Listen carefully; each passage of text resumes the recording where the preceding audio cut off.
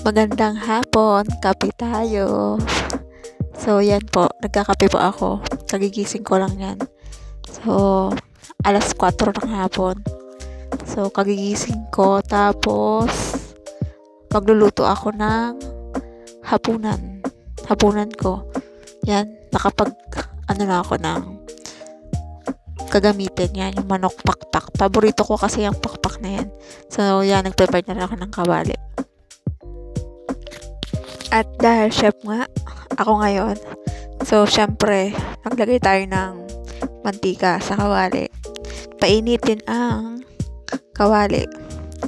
So, dahil yan, inano ko ng kamay, hindi pa siya masyadong mainit. So, wait natin. Inayos ko muna yung camera. Tas yan. So, medyo okay na.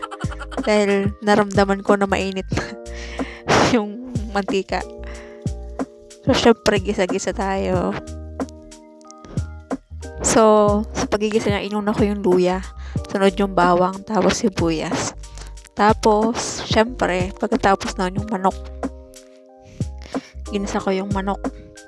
Tapos, yan na nga, ilagay ko na si manok. Syempre, halo-halo ulit. Hanggang sa, yun, alam nyo na, paano mag-isa. Mas magaling pa kayo magluto sa akin eh. And then, yan. Hanggang sa maluto lang yan. Ganyan lang. At dahil karirin ko nga tong voice over na to. So, first time ko mag voice over. So, medyo nakakautal pala. So, nalagyan ko na nga siya ng suka. Lagyan din natin syempre ng toyo kasi adobo po yan. So, napadami ata. O, dinagdagan ko pa nga.